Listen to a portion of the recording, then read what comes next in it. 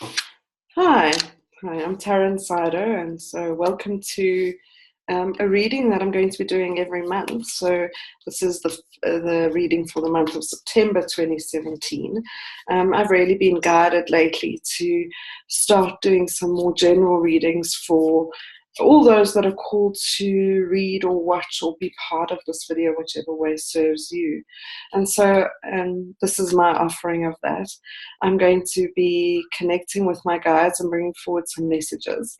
And I'm really going to be pulling 3 cards, and those cards are going to align. The first card is going to be a card for anything that needs to be healed in your life.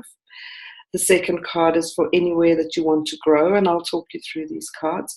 And the third card is to support bringing light into the consciousness.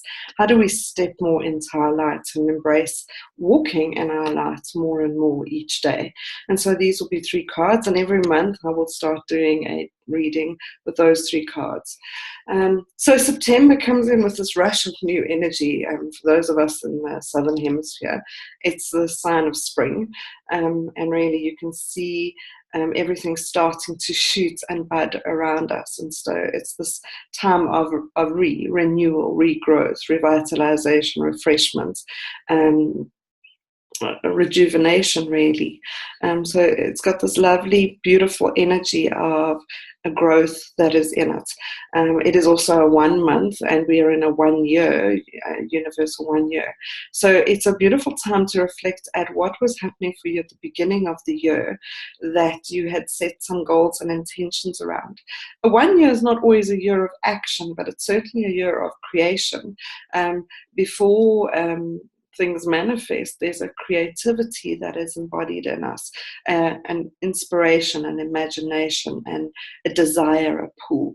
And so what has been pulling you all year, it's a great time to reflect on that. So again, a reword, and rejuvenate that and come back to, what have I done with that? What is my connection with that, and how do I take that forward?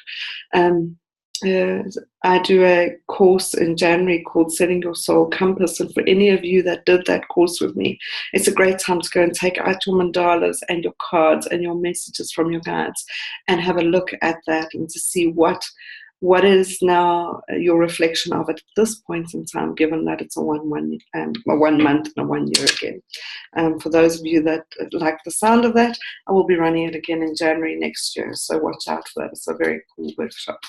So some cool dates to know this month is we've got a beautiful full moon coming up on the 6th of September. It's the harvest moon, so it's again about harvesting and taking on board what is it that you need to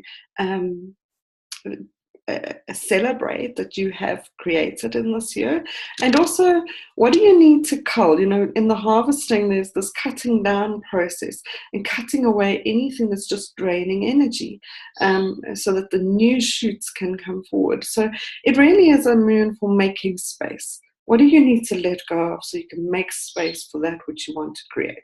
What belief systems, what relationships, what work, what decisions, what investments are you making that does not allow for space for what you're trying to create? And so the harvest moon, the full moon on the 6th of September is a great time to be doing that. And then we have new moon on the 20th of September, and that's a Wednesday. As with all new moons, it's a great time for intentions. And given it's a 1 year, and given that I'm talking about reflecting on what it is that you're wanting to manifest, what it is that you're wanting to create, it would be a lovely time to sit and do a meditation, setting some of your intentions, and connecting with your deepest voice of what it is that your soul calls you to do, what it is that your soul is asking you to express. Expression is key at this point in time. We all need to start expressing our joy a lot more so that we can help consciousness shift. Right, so as I said, I'm busy shuffling my cards. I'm busy using my cards, the Surrender to Your Soul cards. And so I'm going to be picking 3 cards, as I said. The first card is going to be a card for healing. So with that card, you can think of any area in your life that you would like healing. I'm going to pick a card for that. And then the second card is a card for growth. So again, you'll be able to reflect on any area where you are wanting growth and to use that card there. And then the third card is for enlightenment. How do we bring light to earth? How do we start walking with more light? And it really is a consciousness card. It's a card for humanity as a whole, and for us individual light walkers, how we start working with it. Right, so let us have a look here. So as I said, the first card I'm going to look at is, and I haven't seen these before, so we'll see what the guides bring forward, is a card for healing. So take a minute and think about, where in your life do you crave healing or want healing or desire healing? What aspects of your life do you feel you need a healing boost? I'm going to call in the archangels and the guides and all beings of light that support the highest good of myself and all that watch this to step forward and help this message come forward in the vibration that supports the healing need for each person involved. And so the card that comes up, I have to smile because I always joke with people and say you can't make this shit up, is the card that's come up is you are safe. Now, this is, something that is probably the most validating card to receive, is that we cannot heal if we are in a state of anxiety, a state of stress, a state of worry, a state of despair. And all those things come from an underlying belief that we are being threatened, that your safety is being threatened in some way. Now, when we understand that we have this physical body and we have our spiritual body being our soul that connects in with that, our physical body is an instinctive body. It's a body that, very much like an animal, is constantly surveying the land to see, are we safe? It's watching for the proverbial lion, the thing that is going to come and destroy my life. The ego, the body and the ego work hand in hand with a level of fear of trying to maintain the status quo and keep it safe. And so we need to start identifying that fear is instinctive.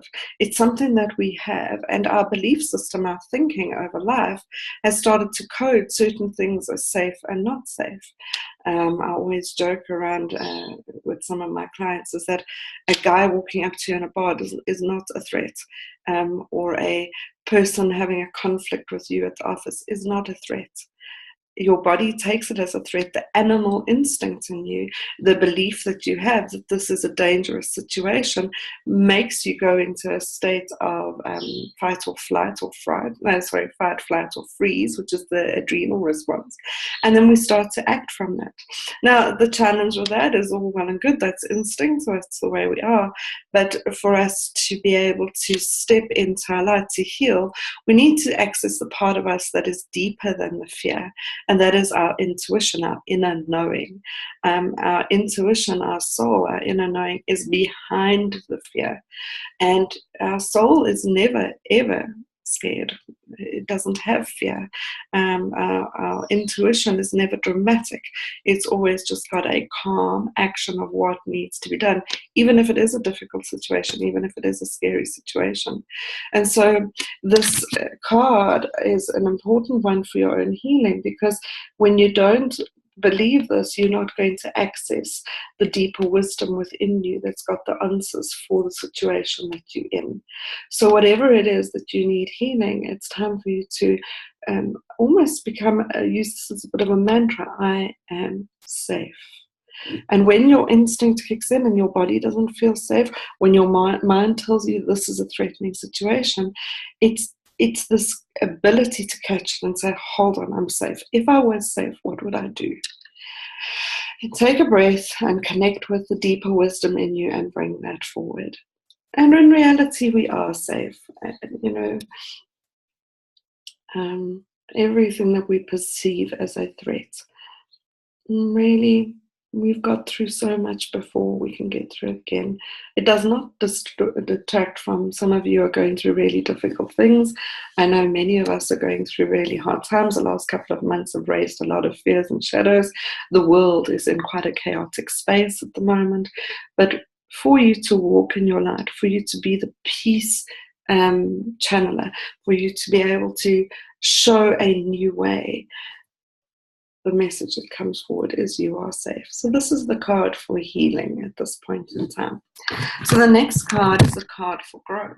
Now growth and expansion are two words that get used quite frequently, and I want to just describe a little bit of a difference.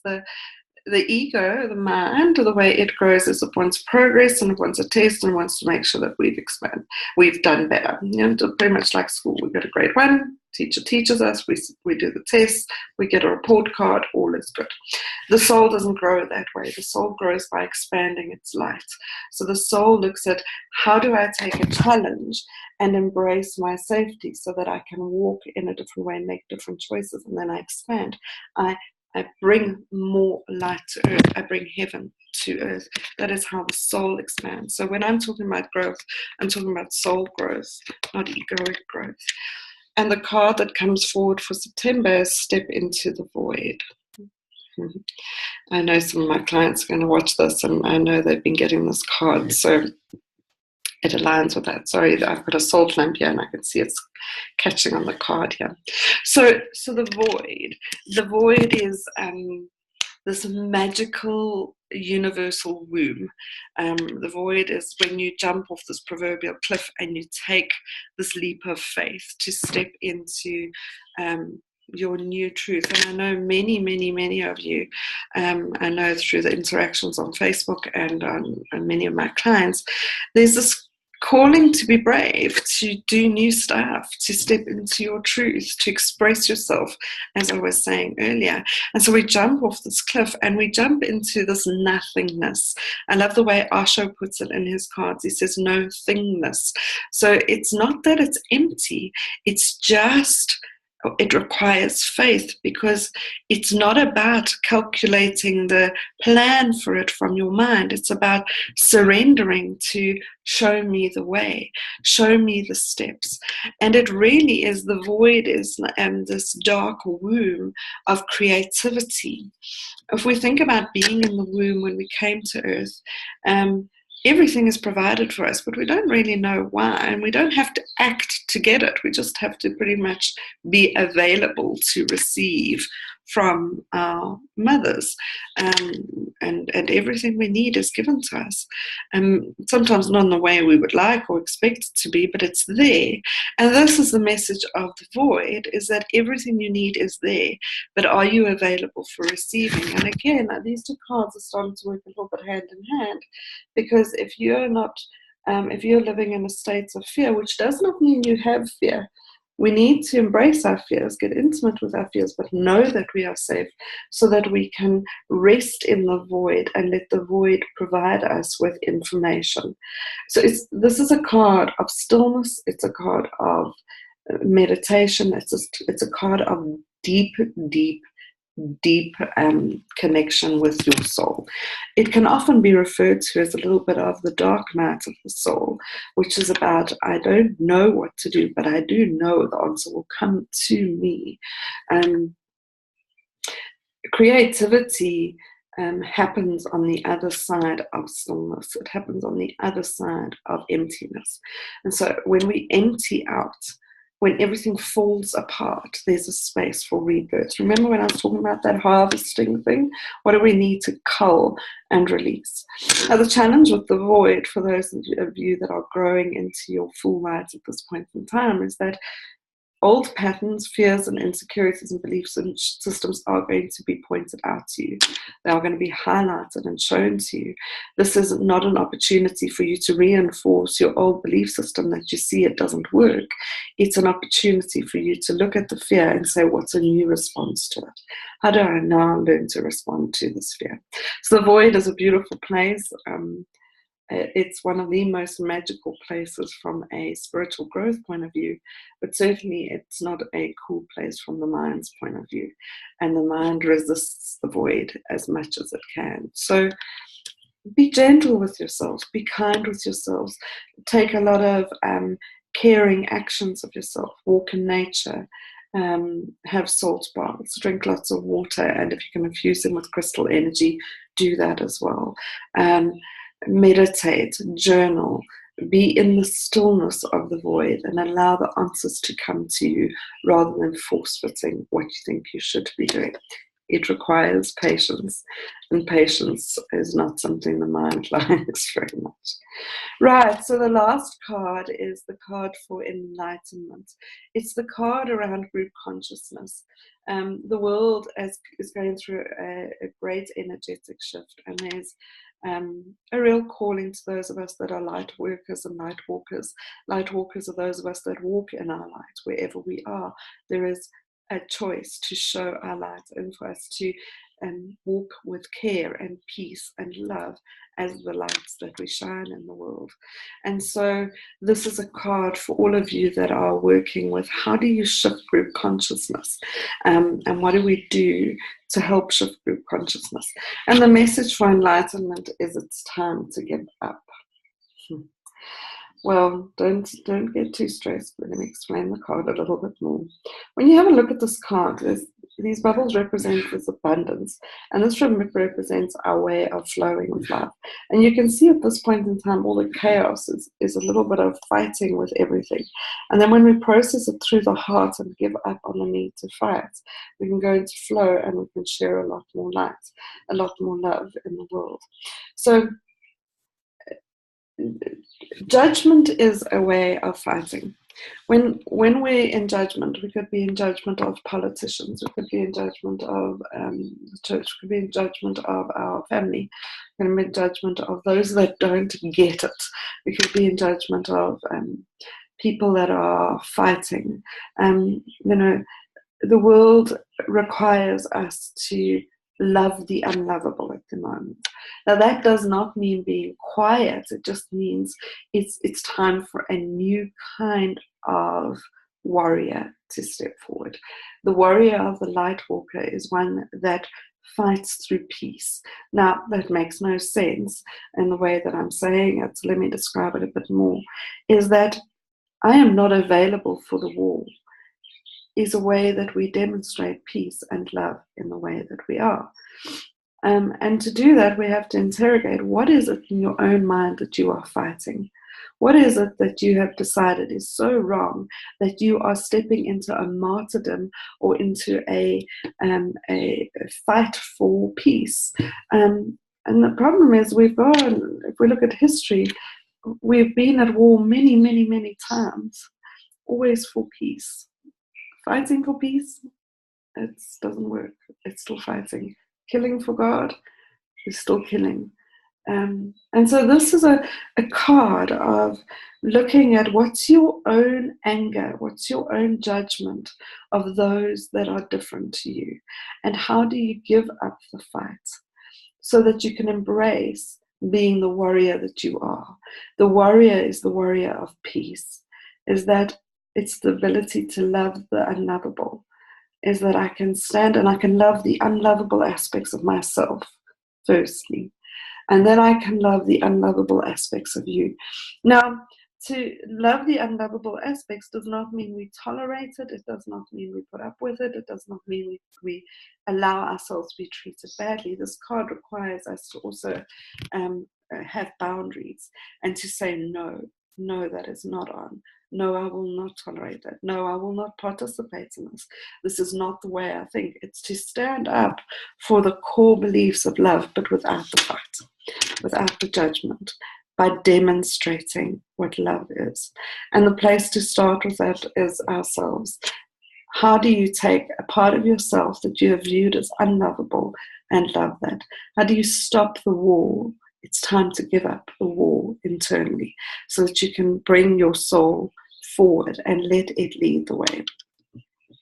So there you have it, some very, very cool messages for September. I hope that this inspires some reflection, thought, and insight for you.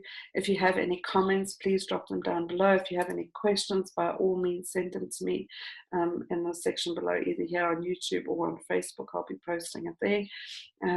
But otherwise, until October, I send you so much peace, love, and joy. I hope that all that serves you is brought to your attention, and that you have the courage and the faith to embrace that which needs to be faced in your world. Sending you so much love. Until next time, namaste.